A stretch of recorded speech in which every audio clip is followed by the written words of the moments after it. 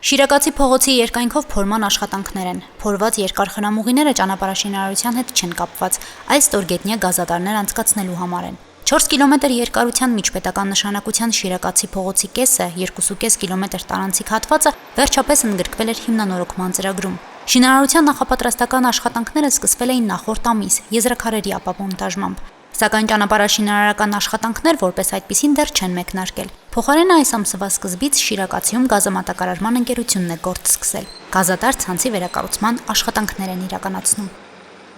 Շիրակացի փողոցում գազատար համակարգը կառուցվել է դեռ 1965 թվականին եւ այդ ժամանակվանից ի վեր չի ենթարկվել որևէ հիմնանորոգման կամ նորացման։ Տարիների ընթացքում կատարվել են միայն տեղային նորոգումներ, առաջացած վթարների հետևանքները վերացնելու համար։ Քանի որ նախատեսվում է նոր ճանապարհ կառուցել, հին ենթակառուցվածքները նույնը թողնել հնարավոր չէր, հետագայում կրկին ասֆալտը քանդելու անհրաժեշտություն կառաջանար։ Այժմ փտած ու քայքայված մետաղյա խողովակները փոխարինվում են պոլիէթիլենայինով։ Աշխատանքների կեսն արդեն ավարտել են։ Ծրագիրը բաղկացած է երկու հատվածից, արդեն Ոսկեակաղաղից մինչև Քութայիսյան հատվածը կատարվել է վերատեղադրումը, չնայած որ հետագայում ունենք աշխատանքներ, մյուս հատվածը ինֆեկցիոն հիվանդանոցից մինչև Ռուշտավելի փողոց։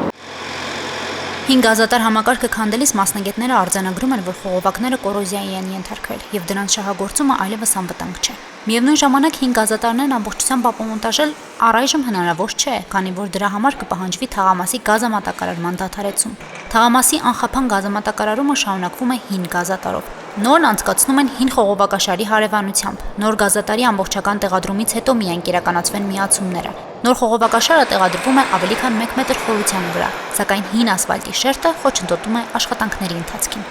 Ասֆալտի շերտը շատ հաստ է, շատ բարդ է, աշխատանքների ընթացքը խնդիրներ շատ ունենք, մոտ 60 սանտի կարող եք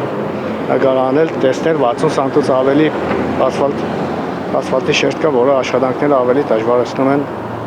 այդ իսկ պատճառով մի փոքր հնարավոր է ժամանակետ խնդիրներ ունենանք։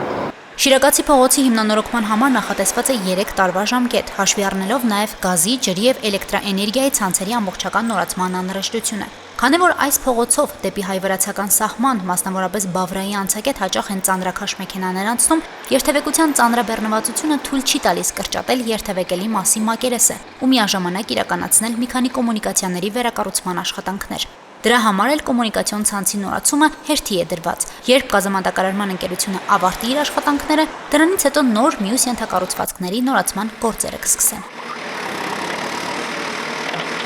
Մինչև Շիրակացի փողոցում իրենց հերթը կհասնի, Էլցանցը մալուխների նորացման գործը սկսել է Անի թաղամասում։ 1400 մետր երկարության նոր մալուխներ են անցկացնում։ 10,000 վոլտ լարման կաբելներ են, բարձր լարման։ Գետնի տակ եղել է, փոխարինվել, ճիշտ է, ուղեգիծը փոխվի, որտեղ հները անցել են սեփական տարածքներով, շինությունների միջով տարբեր են եղել։ Իսկ հիմա փոխարինվում են նորմալ ժամանակակից հուսալի կաբելներով։